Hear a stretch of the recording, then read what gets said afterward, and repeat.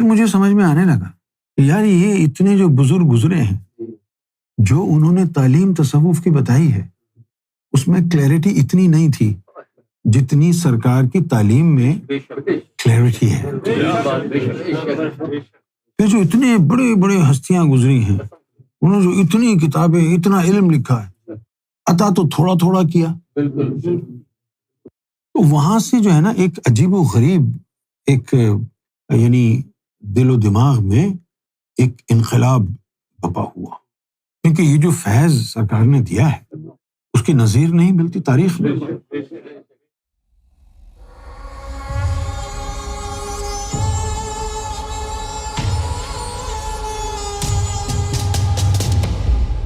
جب میں سرکار سے وابستہ ہوا تو میں دین سے بالکل باغی ہو چکا تھا، کیونکہ مجھے ہر چیز کا I was result oriented, if you understand what I mean۔ مجھے یہ لگتا ہے if I do something, if I exert, make an effort, it should bring about a result۔ جس طرح کرکٹ کی بات ہے، میں سیدھی بال کرتا تھا جب اسکول میں ہوتے تھے ہم، نہ ادھر گھوم رہی ہے نہ ادھر گھوم رہی ہے، سیدھی۔ تو ہمارے اسکول والوں نے ہم کو کراچی میں ایک کوچنگ جو اسٹیڈیم تھا وہاں بھیجا، تو وہاں پاکستان کا سابقہ بالر جلال الدین وہ ہوا کرتا تھا۔ اس نے پھر مجھے ان سوئنگ اور آؤٹ سوئنگ سکھائی، بڑی کوشش کی نہیں ہوئی۔ اس نے کہا تھا keep doing it, perfection comes with practice. وہ پہلا بالر ہے جس نے ہیٹ ٹرک کی پاکستان کی ٹیم کی طرف سے، جلال الدین۔ چشمہ لگاتا تھا، چشمہ اتار دو تو نظر نہیں آتا تھا اسے۔ بہت محنت کی۔ اس وقت یہ ریورس سوئنگ وغیرہ نہیں تھی، میں لیٹ 80s کی بات کر رہا ہوں۔ اس وقت جو ہے وہ صرف سیم بالنگ تھی، سیم، وہ ریورس سوئنگ نہیں تھی، ایک جگہ شائنی دوسری جگہ کھورس، تو وہ ہلکا بھاری ہونے کی وجہ سے وہ ہوا میں موو ہوتی۔ اس کے اوپر بہت محنت کی تو رزلٹ آیا۔ پھر اس نے ہم کو بنانا سوئنگ سکھائی۔ یہ ظاہر شاہ کو پوچھو، ظاہر شاہ وہ تم نے بال دیکھی تھی جو میں نے لیگ سٹمپ پہ ڈالی تھی اور وائڈ جا رہی تھی، ہاں اس نے چھوڑ دی، وہ یوں ہوا میں گھوم کے اندر آئی۔ ظاہر شاہ بولا یہ موکلات نے پکڑا ہے۔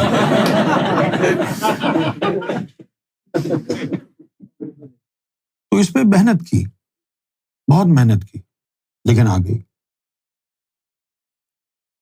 اسی طرح جو کامیاب بیٹسمین ہوتا ہے وہ ہوتا ہے جو گراؤنڈ کے چاروں طرف شاٹ کھیل سکے۔ اکثر لوگ جو ہے یا تو وہ آف کے پلیئر ہوتے ہیں یا وہ لیگ سائڈ آن کے پلیئر ہوتے ہیں، لیکن کمپلیٹ بیٹسمین وہ ہے جو، ورنہ اگر بالر کو پتہ چل جائے کہ اس کا جو ہے نا لیگ اسٹرانگ ہے تو وہ آف پہ کرائے۔ ہم کو جو ہے روزانہ پریکٹس کے دوران 10 15 اوور صرف ایک شاٹ کھیلنے کے اوپر لگاتے تھے، صرف ایک شاٹ۔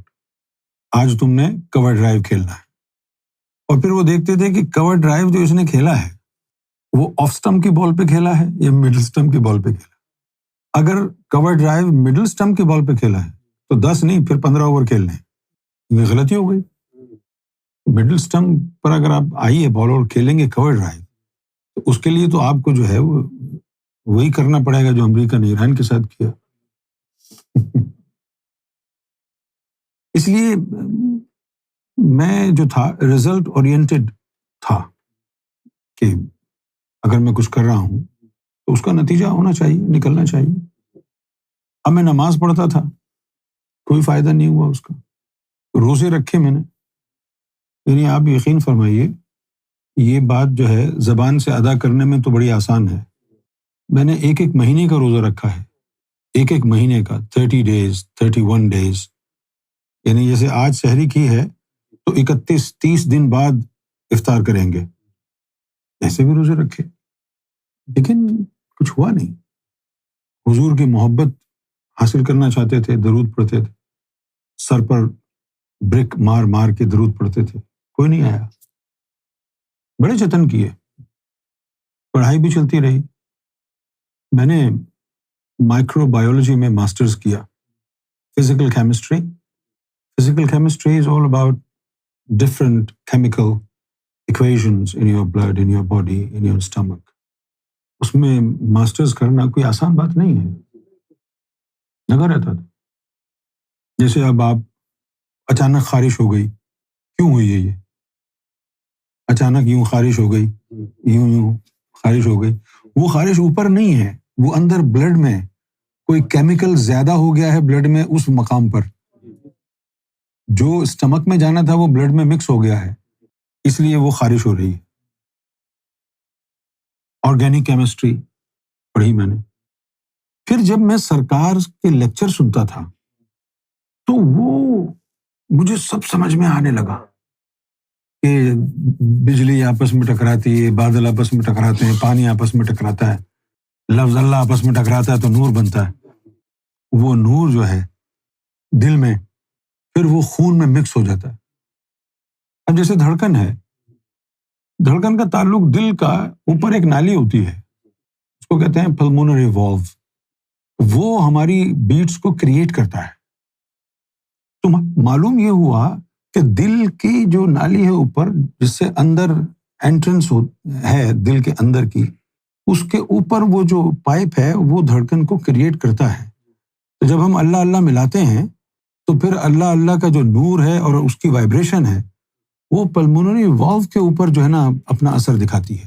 وہ اللہ کے نام کے حصار میں آ جاتا ہے. پھر ہارٹ اٹیک نہیں ہو سکتا. کیوں نہیں ہو سکتا؟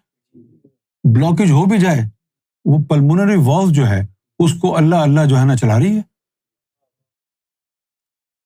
سرکار کی باتیں جو تھیں وہ ساری سائنٹیفک یعنی لیول کی باتیں ہیں کہ بیماری کا تعلق خون سے ہے.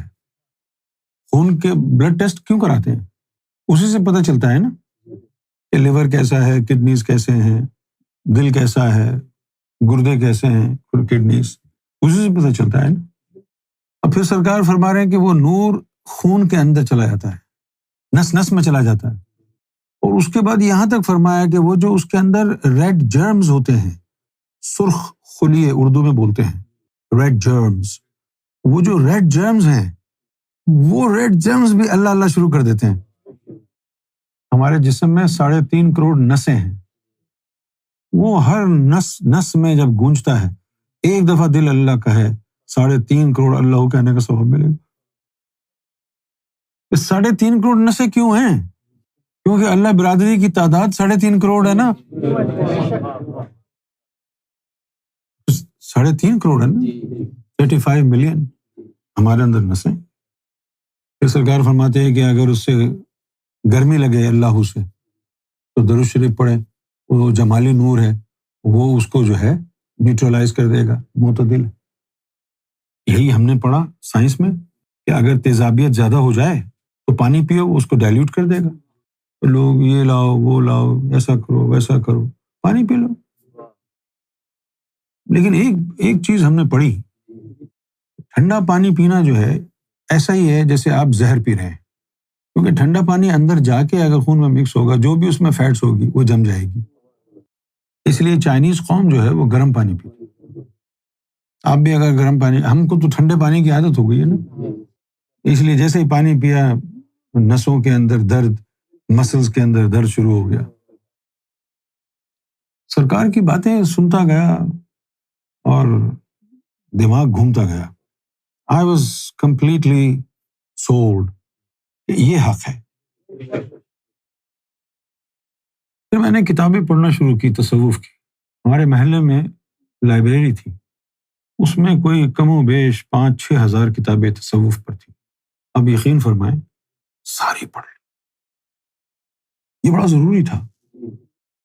پھر مجھے سمجھ میں آنے لگا کہ یار یہ اتنے جو بزرگ گزرے ہیں، جو انہوں نے تعلیم تصوف کی بتائی ہے، اس میں کلیئرٹی اتنی نہیں تھی جتنی سرکار کی تعلیم میں کلیئرٹی ہے.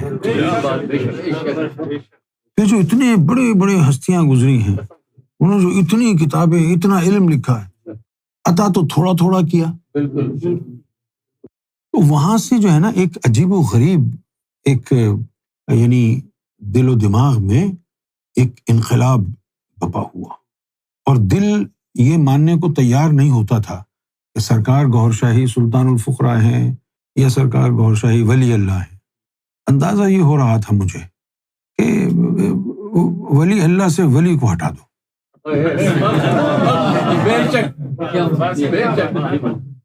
کیونکہ یہ جو فیض سرکار نے دیا ہے وہ اس کی نظیر نہیں ملتی تاریخ میں. اچھا، ستم ظریفی یہ ہے کہ سرکار کے ساتھ پاکستان میں جس طبقے کے لوگ لگے، وہ کوئی ٹھیلا چلانے والا تھا، کوئی پرائمری اسکول کا ٹیچر تھا، ہے نا، ہاں، کوئی جو ہے وہ جھاڑو لگانے والا تھا. اب ان کی سمجھ میں کیا آئے گی روحانی؟ میر تقی میر کا نام سنا ہے آپ نے؟ میر تقی میر جو ہے وہ بیل گاڑی پہ بیٹھ کے ایک جگہ سے دوسری جگہ کہیں جا رہے تھے، تو بیل گاڑی والے نے پہچان لیا کہ ارے یہ تو ہمارے زبردست عظیم شاعر صاحب. کہا کہ تقی صاحب کوئی تازہ اگر شعر کہا ہے تو ارشاد. تو میر تقی میر نے کہا چلے تو اپنی گاڑی چلا. چلے کہ نہیں حضور کچھ تو ہو جائے. چلے کہ بیٹا یہ تیرے بس کی بات نہیں ہے، تیرے ذہن پر 2 روٹیاں سوار ہیں. تو کام کاج والا بندہ ہے، یہ بیکار لوگوں کا کام ہے شاعری. نہیں سنا ہے انہوں نے. یہی کہانی وہاں ہوئی.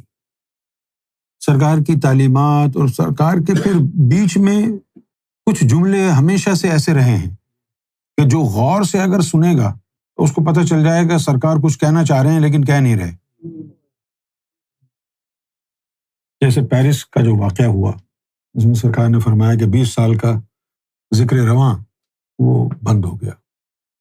اب تازہ کسی کا ذکر قلب جاری ہونا یہ عام ولیوں کے بس کی بات نہیں ہے، یہ کسی بہت ہی بڑی ہستی کا کرم ہو گیا.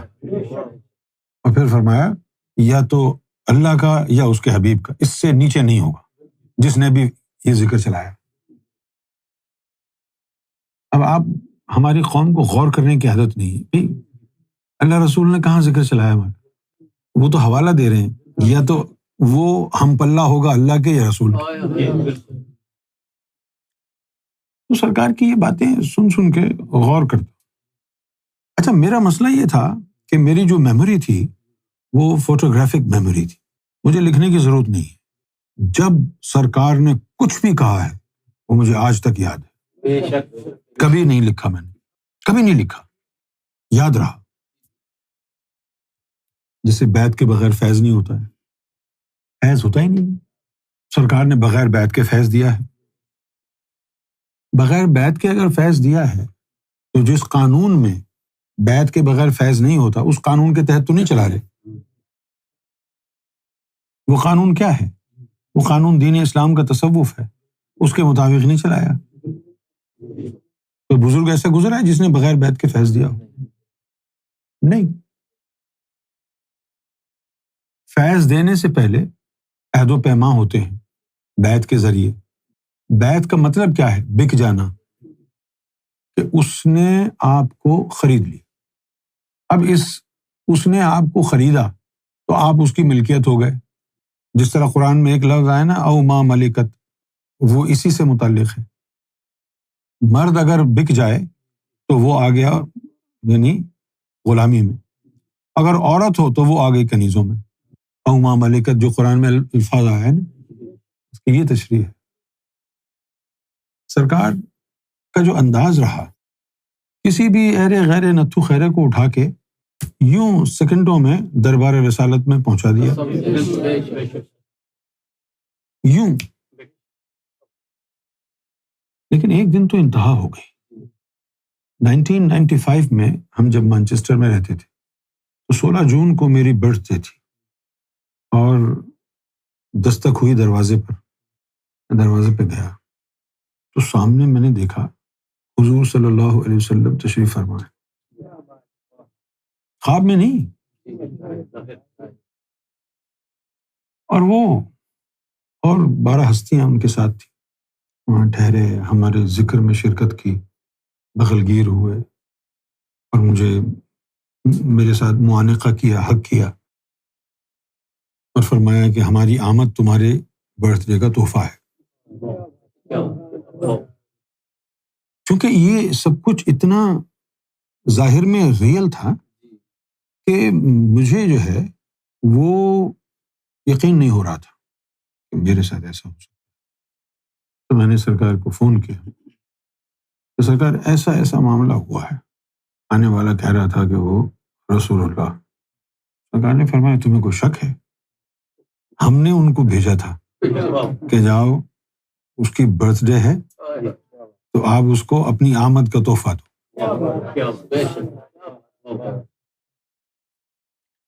اب دیکھیے یہ کون سی ذات ہے، کون سی ہستی ہے کہ جس نے جسم سمیت نبی مکرم صلی اللہ علیہ وسلم کو بھجوایا۔ لوگ کہتے ہیں 1450 سال پیدا ہوتے حضور کی صحبت میں بیٹھتے، مصافحہ کرتے، معانقہ کرتے۔ ہم نے 1450 سال گزرنے کے باوجود بھی جسم کو چھوا، ہاتھوں کو چھوا، ان کے لبوں کو چھوا، داڑھی کو چھوا، آنکھوں کو چھوا، کانوں کو چھوا۔ انہوں نے فرمایا تھا کہ تمہارا برتھ ڈے ہے، تمہارا جو ہے یہ سالگرہ ہے، تو جو تم کہو گے ہمیں منظور ہوگا۔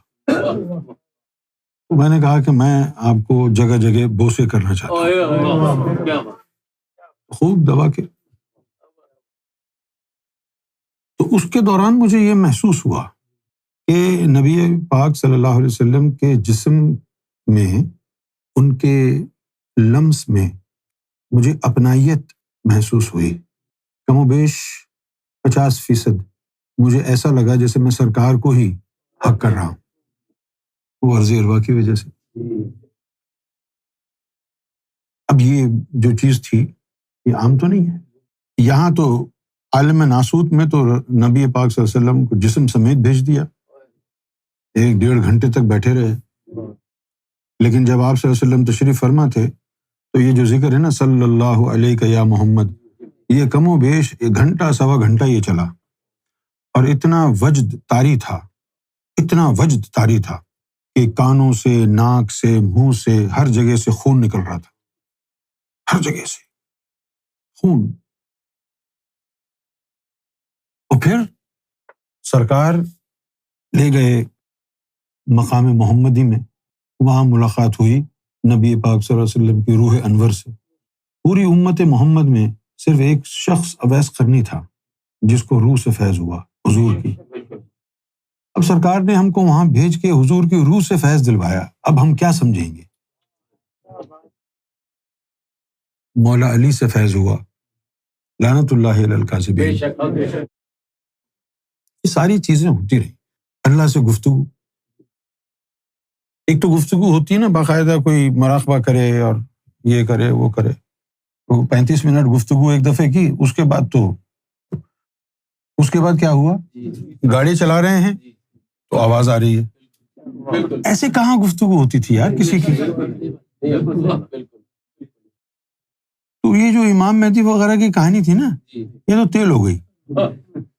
نہیں، امام مہدی کی بس کی بات نہیں ہے جو کچھ سرکار کر رہے ہیں، واللہ۔ یعنی آپ یقین فرمائیے روز اول سے، پہلے دن سے جب سرکار سے ملاقات ہوئی، اس وقت سے باطنی آنکھ کھل گئی تھی۔ آپ کو کچھ بولنے کی ضرورت نہیں ہے، کچھ بولنے کی ضرورت نہیں ہے، جو کچھ اندر چل رہا ہے وہ سب آوازیں آتی ہیں، کچھ بولنے کی ضرورت نہیں ہے، چپ کر کے آگے بیٹھ جاؤ بس۔ تو یہی ہوتا تھا، ہوٹل جاتے، بیٹھتے تو جو سرکار کے قدم چوم رہے ہیں، جو نعرے لگا رہے ہیں، ان سب کی اندرونی جو حالت ہے وہ سامنے آتی، اور میں بار بار جا کے سرکار کو بتا، سرکار یہ جو ہے نا منافق ہے، سرکار وہ بھی منافق۔ سرکار مسکرا کے خاموش۔ ایک دفعہ تو جو ہے نا میں نے، اچھا اب وہ میری سوچ بچکانا تھی، میں نے سوچا کہ میں نے پچھلی دفعہ سرکار کو کہا تھا یار یہ بندہ منافق ہے، اور دوبارہ اس کو قدم چومنے دے رہے ہیں۔ تو اب میں سرکار کو جا کے کہہ رہا ہوں یہ تو منافق ہے، میں نے پچھلے دفعہ بھی کہا تھا.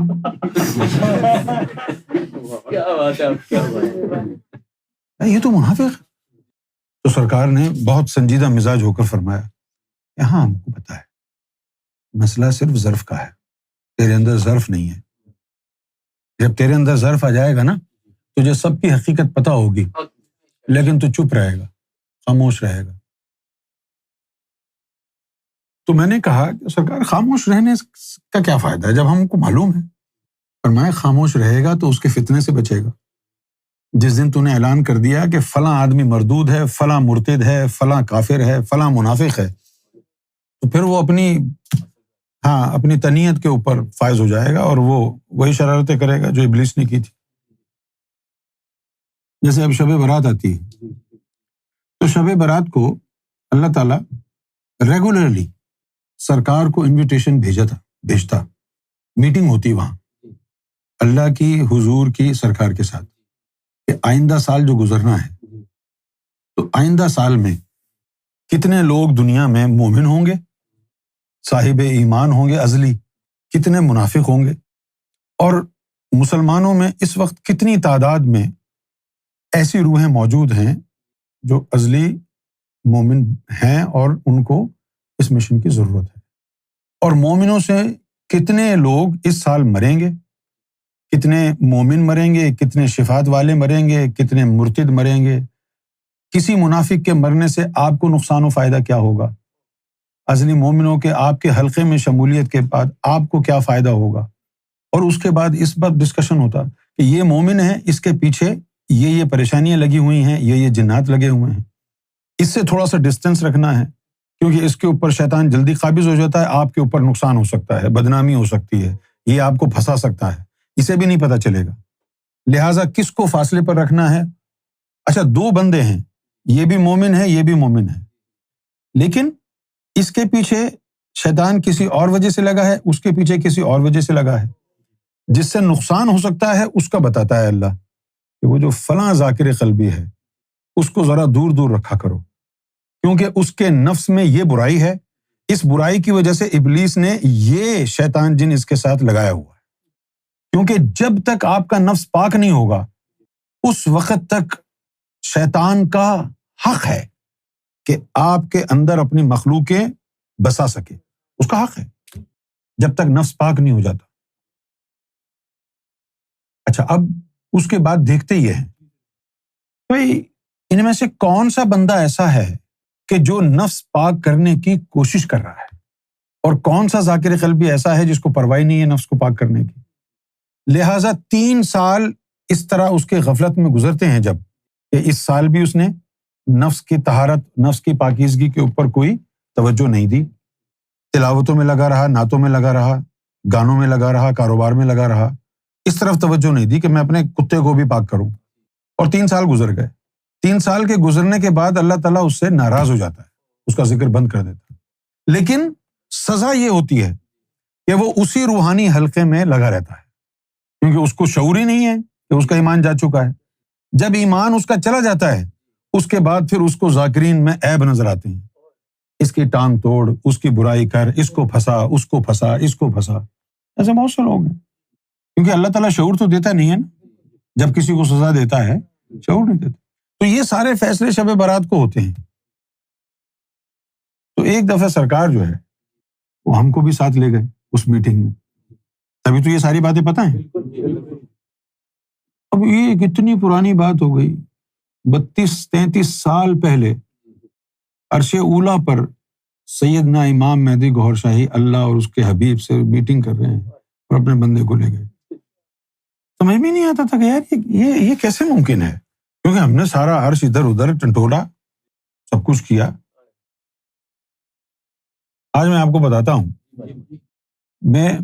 میں جب واپس اس میٹنگ سے آیا تو وہاں میرے ہاتھ میں ایک چھوٹا سا پتھر تھا لال رنگ کا. جب میں وہاں سے آیا تو غالب گمان یہ ہے کہ وہ پتھر عرش الہی کا تھا. کہ وہاں سے واپس آئے، اب ہم تو یہاں پتھر لے کے تو نہیں گئے تھے وہاں پہ، چونکہ میری نظر میں اس کی کوئی اہمیت تو تھی نہیں. وہ میں نے آ کے اپنے گھر میں الماری پہ رکھ دیا. اب وہ الماری پہ رکھا تو رات کے وقت وہ الماری سے جو ہے وائبریشن کی آوازیں آئیں،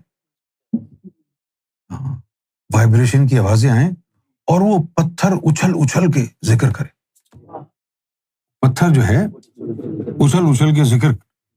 میں یہ سوچتا تھا کہ یہ وائبریشن کیوں ہو رہی ہے۔ پھر ایک دن جب آ کے میں نے چیک کیا تو اس میں سے روشنی بھی نکل رہی تھی اور وہ ذکر کر رہا تھا۔ مجھے خود ہی یہ ذہن میں آیا کہ میں اس کو مٹھی میں تھوڑی دیر بند کر کے رکھتا ہوں۔ مٹھی میں تھوڑی دیر اس کو بند کر کے رکھا، سارا نور اس کا ہتھیلی میں چلا گیا، وہ پتھر اب وائبریٹ نہیں کرتا، رکھا ہوا ہے۔ پھر میں سوچنے لگا کہ اگر یہ ہتھیلی میں کسی کے دل پہ رکھ دوں تو اس کے ذکر کا عالم کیا ہوگا۔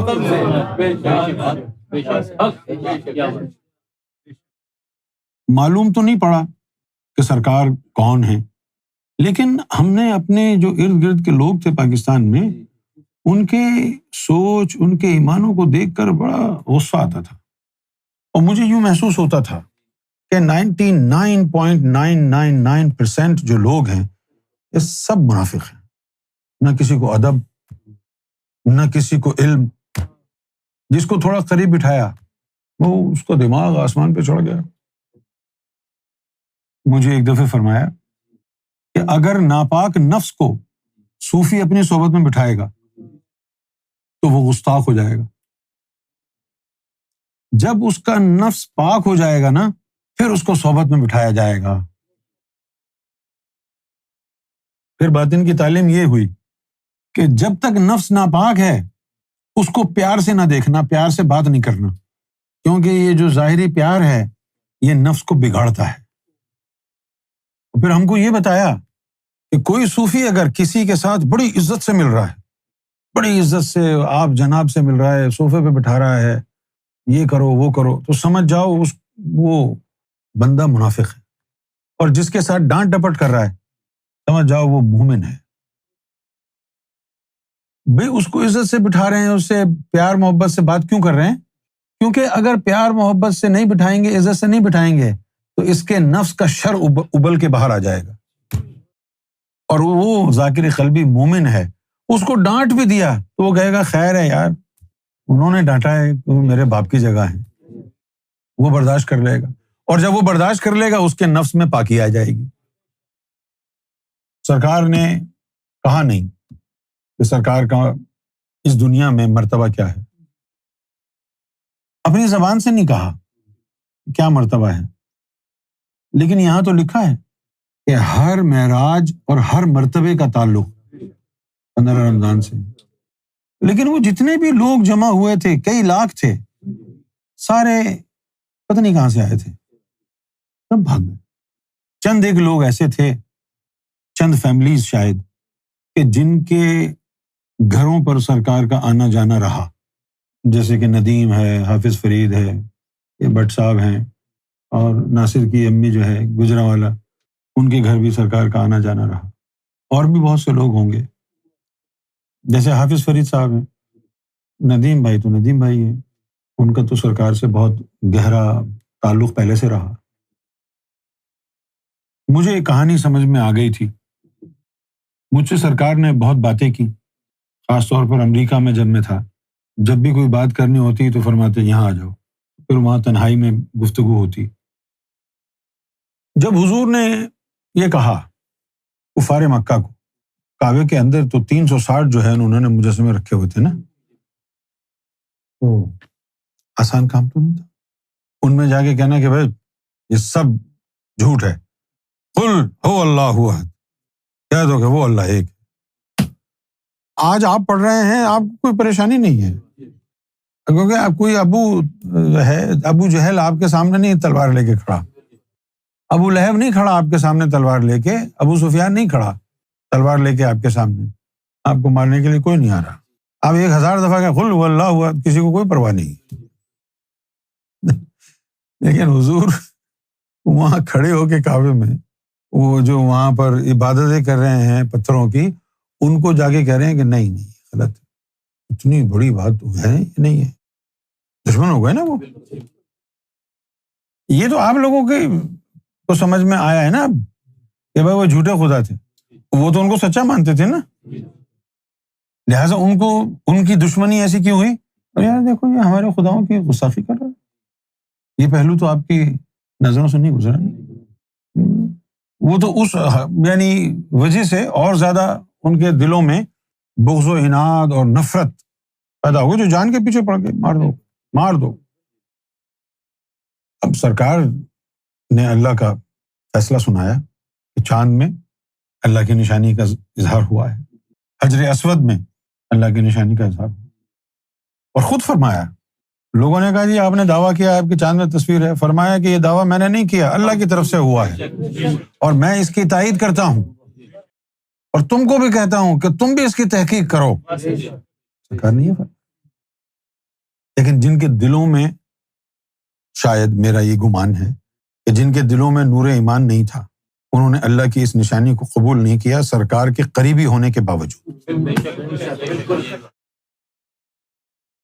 کچھ لوگ کہنے لگے بھائی یہ پاگل پن ہے، یہ بھائی کیسے پاگل پن ہے؟ نظر آ رہی ہے تصویر، کوئی یعنی ہواؤں میں تو کوئی شوشہ نہیں چھوڑا ہے، وہ ایسی چیز تو نہیں ہے نا کہ آپ کو کہا جائے کہ آپ بس یقین کرو بھلے نظر آئے یا نہ آئے، اس میں تو شک ہے۔ جو چیز آنکھوں سے، کھلی آنکھوں سے نظر آ رہی ہے، اس کو ماننا کون سی بڑی بات ہے یار، سامنے ہے، نظر آ رہی ہے۔ 94 میں چاند کی بات ہو گئی، ابھی چاند پر تصویر کا اعلان نہیں ہوا تھا، اور ہم سرکار کے ساتھ یورپ کے ٹور پہ تھے، 94 کی بات ہے یہ۔ تو ہم کو سرکار کے ساتھ ناروے جانا تھا جرمنی سے، 94 کی بات ہے یہ۔ تو فیصلہ یہ ہوا کہ وہاں جو ایک پورٹ ہے جرمنی میں، اس کا نام ہے کیل، وہاں سے ہم لیں گے کروز لائنر اور اوزلو جائیں گے، ایک رات اور ایک دن کا سفر ہو۔ سرکار کو پسند بھی ہے، بڑا جو لگزوریس کروز لائنرز ہوتے ہیں اس میں 5 اسٹار ہوٹل جیسے رومز ہوتے ہیں، اس میں ٹھہرے ہوئے تھے۔ جب رات کا وقت ہوا، اچھا دن میں تو سب ڈیک کے اوپر چڑھے ہوئے تھے، سارے جتنے بھی ٹورسٹ جا رہے تھے سب، جب رات ہو گئی تو سرکار نے کہا چلو اب ڈیک پہ چلتے، اندھیرا نہیں، ابھی تو آپ ہنس رہے ہیں، کروز لائنر پر اندھیرا ہو، رات ہو، سمندر ہو، پھر آپ ڈیک پہ جانے کا آپ کو کہا جائے تو پھر پاجامہ گیلا ہو جائے۔ شاید آپ گئے نہیں ہیں نا، لیکن سرکار تھے نا ساتھ، اس لیے کوئی پریشانی نہیں ہوئی۔ اب وہ ہوتا بھی تو 15-20 مالے کا ہوتا ہے نا، بہت بڑا ہوتا ہے۔ چلے گئے سرکار جی، وہ جو سوئمنگ پول کے پاس جو لیٹنے کی چیئرز ہوتی ہیں اس کے اوپر سرکار دراز ہو گئے، یوں ہاتھ رکھ کے، اور اوپر چاند۔ سرکار کچھ فرما نہیں رہے، بس غور سے چاند کو دیکھے جا رہے ہیں، 2.5-3 گھنٹے جو ہے گزر گئے، بس اتنا فرمایا کہ دیکھو یار یہ چاند کتنا خوبصورت لگ رہا ہے، اتنا خوبصورت لگ رہا ہے۔ اچھا مسئلہ یہ ہے کہ جب آپ سرکار کے ساتھ ہوں تو دماغ کام نہیں کرتا، سرکار جو بھی بولیں ہاں وہ آپ کو یہ لگتا ہے کہ سرکار نے جو کچھ مثبت ہی بولا ہو، تو جو بھی بولیں جی سرکار، وہ سمجھ میں تو آتا نہیں تھا کہ کیا بول رہے ہیں سرکار، کیونکہ دماغ ہی نہیں ہے ادھر۔ اب سرکار نے پوچھا کہ واپس چلے نیچے جائیں یا نہیں جائیں؟ جی سرکار۔ چلے جائیں؟ جی سرکار۔ یا نہیں جائیں؟ جی سرکار۔ سرکار تو سمجھ گئے تھے نا کہ عشق آمد عقل آوارہ شد، چلا گیا ہے، چلا ہی گیا ہے۔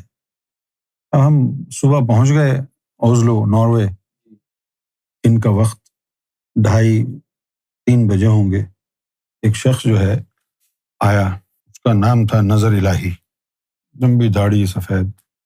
جیسے میں نے دروازہ کھولا اپارٹمنٹ کا، وہیں گر گیا اور پیٹ کے بل چلتا ہوا، رینگتا ہوا، درود و سلام پڑھتا ہوا سرکار کے قدموں میں آیا، اور وہ سرکار کو یا محمد کہہ کے مخاطب کر رہا۔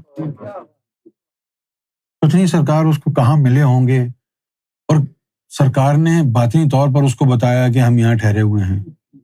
وہ آیا، قدموں میں بیٹھا. پھر وہ جب چلا گیا، سرکار کمرے میں آرام فرمانے کے لیے چلے گئے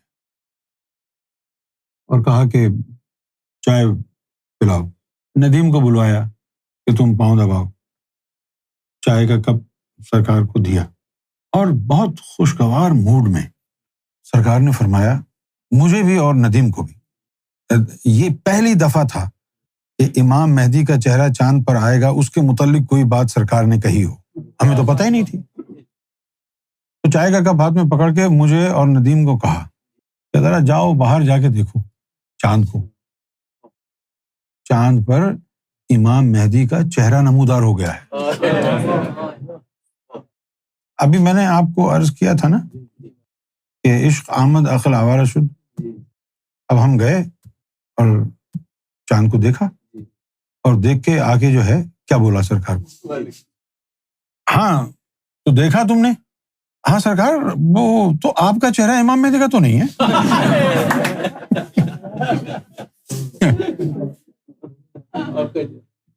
سرکار فرمانے لگے نہیں یار وہ امام مہدی کا چہرہ ہے، ہم سمجھ ہی نہیں رہے. سرکار فرما رہے ہیں کہ نہیں یار یہ امام مہدی کا چہرہ ہے. اچھا ہم اپنی طرف سے امام مہدی کا چہرہ ہے. امام مہدی کون ہے؟ ہمارے سرکار کا چہرہ ہے.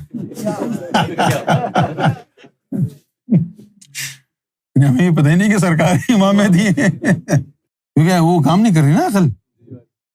تو سرکار نے پھر دوبارہ کہا نہیں یار یہ امام مہدی کا چہرہ.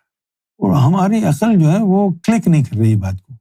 ہم یہ کہے جا رہے ہیں کہ سرکار وہ ساقی معاف، یہ تو آپ کا چہرہ ہے. وہ یہ نہیں کیلکولیشن کر رہا دماغ کے سرکار امام مہدی ہے.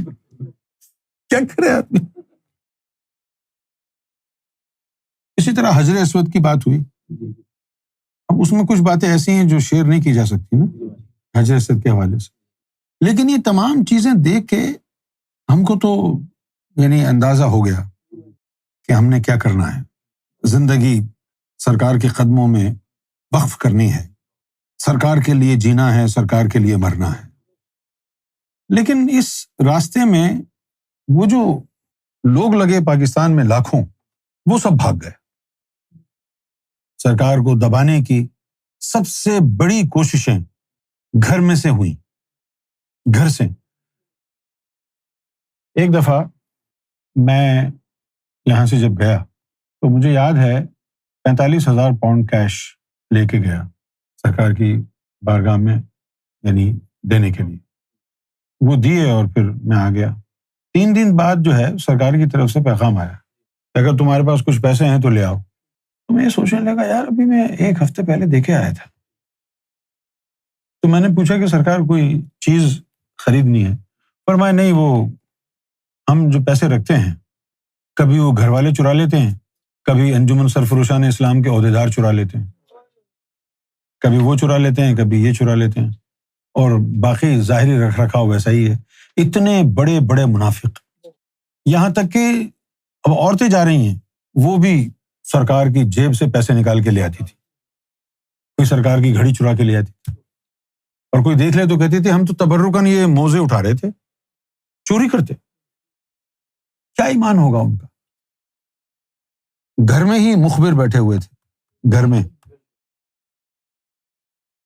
1,24,000 پیغمبر گزرے اور اس کے بعد کروڑوں اولیاء اکرام، فقراء، صالحین، مقربین اس دنیا میں آئے، لیکن کوئی ہستی ایسی نہیں گزری سوائے سرکار گوھر شاہی کے کہ جس سے دنیا نے اتنی نفرت کی ہو. سرکار کے خلاف دیکھیں کیسے لوگوں کے جو ہے نا بھویں چڑھ جاتی ہیں. ان کو تو چھوڑ جو غیر ہیں، وہ جو اپنے جن کو ہم نے ذاکرین کا لقب دیا تھا کہ یہ ذکر کرنے والے، یہ سرکار کے ماننے والے لوگ ہیں، ان کو اتنا بغض، اتنا عناد سرکار کی ذات سے کہ وہ سرکار کا نام سننا ان سے گوارا نہیں تھا.